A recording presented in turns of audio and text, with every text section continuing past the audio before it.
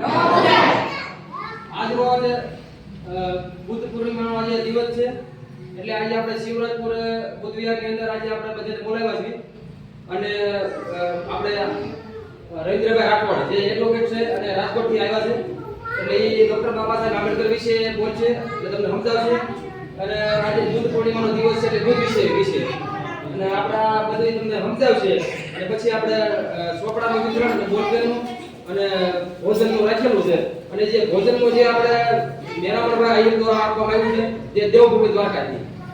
બરોબર તો આપણે રવિન્દ્રભાઈ રાઠોડ એડવોકેટ છે આપણે સમાજના સારા નિષ્ઠાવાન આગેવાન પણ છે અને બે શબ્દ આપણે બુદ્ધ વિશે કીધું એ બાળકો ઘડીક ધ્યાન દો હા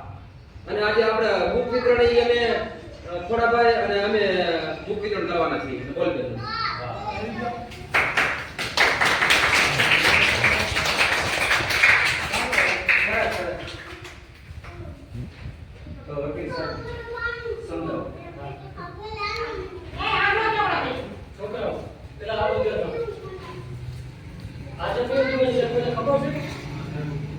આજે બુદ્ધ પૂર્ણિમા એટલે કે આ બુદ્ધ પૂર્ણિમા શા માટે ઉજવવામાં આવે છે એને ખબર હોય તો આજે ભગવાન બુદ્ધનો જન્મ થયો છે જે આપણી સામે મૂર્તિમાં જોઈએ કે ભગવાન બુદ્ધ જેમનો આજે જન્મ થયો છે તેમનો જન્મ કઈ સાલમાં થયો આપણે ભણવામાં આવતું હશે કોઈ જે જાતા હશે 500 7 8 માં ભણતા હોય એ છોકરાઓને ખબર હશે કે ભગવાન બુદ્ધનો જન્મ ક્યારે થયો ભગવાન બુદ્ધનો જન્મ 563 ઈસવીસન પૂર્વે થયો અને એમનો જન્મ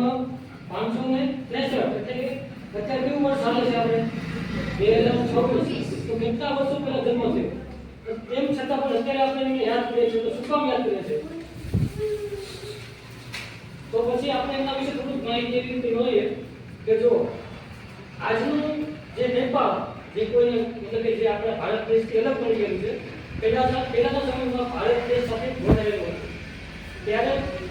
એનું એક ગામ કે જે હાલમાં નેપાળ તરીકે ઓળખાય છે ત્યાં એમનો જન્મ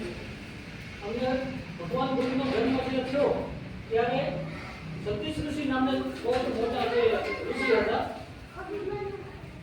એમને એક ભવિષ્યવાણી કીધી એક ઋષિ હતા આપણે આ કહેવાય ને કે ઋષિ એમને ભવિષ્યવાણી કીધી કે એમને એવી ભવિષ્યવાણી કરી હતી કે આ તો આ જે છોકરો છે બહુ મોટો સંત થશે બહુ મોટો સંત મતલબ કે સાધુ અથવા તો બહુ મોટો રાજા થશે કે જે આખા ભારત દેશને જીતી જશે ત્યારે જે એમના જે પિતા હતા એ ગૌતમ બુદ્ધના પિતા એમને એક જીત એવી એક બીક હતી કે હું રાજા છું તો મારો છોકરો પણ રાજા થવો જોઈએ તો પછી એમને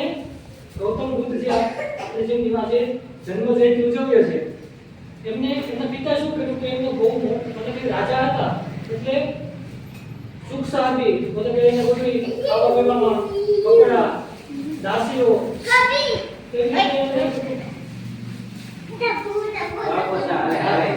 અને આપણે પેલી ઘરના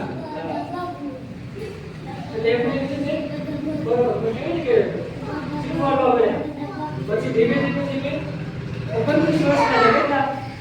કેટલા વર્ષના થયા 29 વર્ષના થયા તો છતાં તેમને દુઃખ કેવું હતું માણસનું મૃત્યુ કેવી રીતે થાય છે રોગ કઈ રીતે આવે છે તેમને એ કોઈ વિશે માહિતી જ નથી પણ જ્યારે એક સમય એવો આવ્યો કે એમના સાથીને કીધું કે મારે નગર રચના કરવી છે મતલબ આપણે કેમ કહીએ કે મારે બહાર ગામ જવું છે જોવા માટે તો ગામ કેવું છે એવી રીતે એમને એમના સાથીને કીધું કે મારે ગામ જોવા જવું છે તો એ જ્યારે બહાર ગયા તો એમને વૃદ્ધ જોયો એટલે કે ગૌરવનો માણસ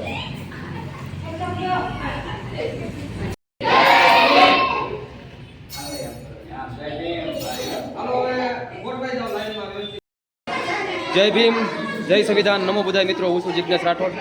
આજે મિત્રો બુદ્ધ પૂર્ણિમાનો આજે દિવસ છે જે આપણે જસદણ તાલુકાના શિવરાજપુર ગામે જે બુદ્ધ વિહારની અંદર જે આપણે બાળકોને બોલાવી અને બુદ્ધ વિશે અને ડૉક્ટર બાબા સાહેબ આંબેડકર વિશે સમજાવવામાં આવ્યા અને ભોજન પણ દેવામાં આવ્યું જે દેવભૂમિ દ્વારકાના જે મેરામણભાઈ આહિર દ્વારા જે બાળકોને ભોજન આપવામાં આવ્યું છે અને પુસ્તક અને બોલપેન જે ખોડાભાઈ બારૈયા અને જિજ્ઞેશ રાઠોડ દ્વારા જે બોલપેન અને પુસ્તક આપવામાં આવ્યું છે.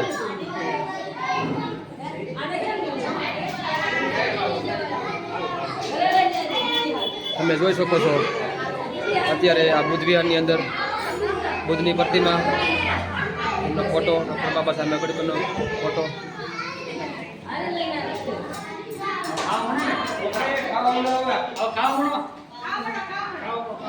જય ભીમ, નમો બુદ્ધાય. બાળકોએ ભોજન લઈ લીધું છે અને હવે બુકનું અને બોલપેનનું વિતરણ ચાલુ કરવામાં આવે છે. આપણે વાલ્મીકી સમાજમાંથી યુવા કાર્યકર્તા એવા ખોડાભાઈ બારૈયા દ્વારા જે બાળકોને ચોપડાનું અને બોલપેનનું વિતરણ કરવામાં આવે છે. બાળકો કાંઈક ભણશે તો કંઈક ભવિષ્ય બાળકોનું કંઈક બનશે.